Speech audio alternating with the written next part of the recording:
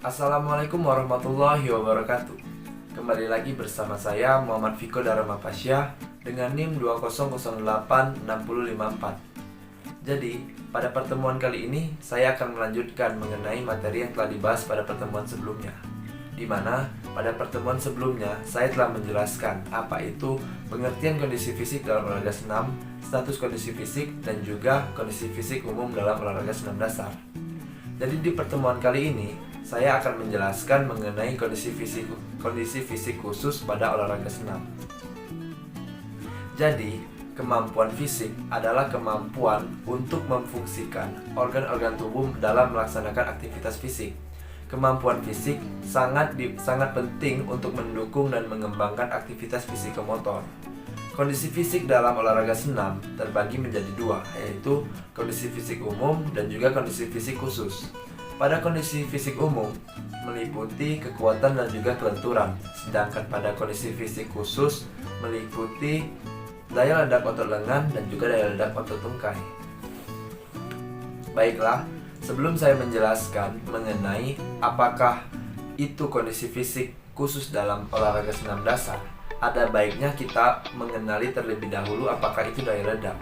Jadi, daya ledak merupakan salah satu komponen biomotorik dalam olahraga yang sangat penting, di mana daya ledak itu akan menentukan seberapa keras orang dapat memukul, seberapa jauh orang dapat melempar, dan juga seberapa cepat orang dapat berlari.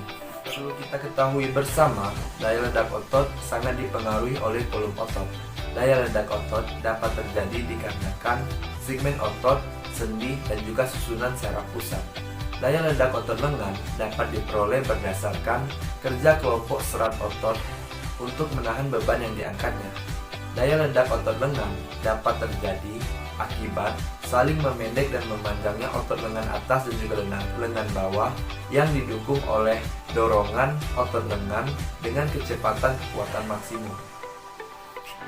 Adapun pendapat menurut Sajoto 1988-57 mengatakan bahwa daya ledak otot merupakan kemampuan seseorang untuk mempergunakan kekuatan maksimum yang dikerahkan dalam waktu sesingkat-singkatnya. Baiklah, itulah tadi penjelasan pengenalan mengenai apakah itu daya ledak. Jadi kali ini saya akan memasuki inti sari dan juga inti materi mengenai pembahasan kita, yaitu kondisi fisik khusus pada olahraga senam dasar. Jadi pada kondisi fisik khusus pada senam dasar ini terbagi menjadi dua elemen, yaitu daya ledak otot lengan dan juga daya ledak otot tungkai. Yang pertama adalah daya ledak otot lengan. Jadi, daya ledak otot lengan merupakan kemampuan otot lengan untuk mengatasi beban atau ketahanan dengan kecepatan kontraksi yang sangat tinggi.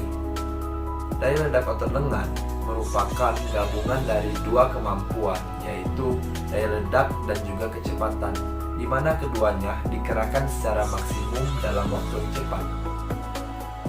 Kemampuan daya ledak otot lengan pada senam dasar dapat kita lihat pada saat kita akan melaksanakan gerakan melenting salto ke depan, di mana pada saat kita melaksanakan gerakan ini, pada saat melenting ke udara, kemudian melakukan tumpuan menggunakan tangan, di sana dapat kita lihat bahwa daya ledak yang sangat dominan yaitu daya ledak otot lengan, yang kemudian akan berkontraksi dan kemudian memberikan dorongan untuk melaksanakan gerakan selanjutnya. Yang kedua adalah daya ledak otot tungkai. Jadi pada dasarnya daya ledak otot tungkai ini sama saja pengertiannya dengan daya ledak otot lengan, di mana daya ledak otot tungkai itu merupakan kemampuan otot tungkai dalam mengatasi beban atau ketahanan dengan kecepatan kontraksi yang sangat tinggi, di mana kemampuan ini dilakukan secara maksimum dan dilakukan dalam waktu yang cepat. Otot tungkai terbagi menjadi dua bagian, yaitu otot tungkai atas dan juga otot tungkai bawah, di mana tungkai atas ini meliputi pada bagian paha sampai dengan lutut, sedangkan pada otot tungkai bawah meliputi bagian lutut sampai dengan kaki. Pada otot tungkai atas dilindungi oleh selaput pembungkus yang sangat kuat atau biasa disebut dengan sebutan fasciolata yang terdiri dari 3 golongan, yaitu adalah otot abduktor, musculus extensor, dan juga otot flexor femoris. Pada bagian tungkai bawah terdiri dari 9 bagian, yaitu yang pertama adalah otot tulang betis depan atau biasa disebut dengan musculus tibialis anterior. Yang kedua ada musculus extensor thalamus longus. Yang ketiga ada otot kedang jempol. Yang keempat ada urat Achilles. Yang kelima ada otot ketul jari. Yang keenam ada otot ketul penegak kaki atau otot ketul empu kaki. Yang ketujuh ada otot tulang betis belakang. Yang kedelapan ada otot kedang jari bersama. Dan yang kesembilan ada otot-otot lain seperti otot penegak empu kaki, telapak kaki, dan juga otot pronasi.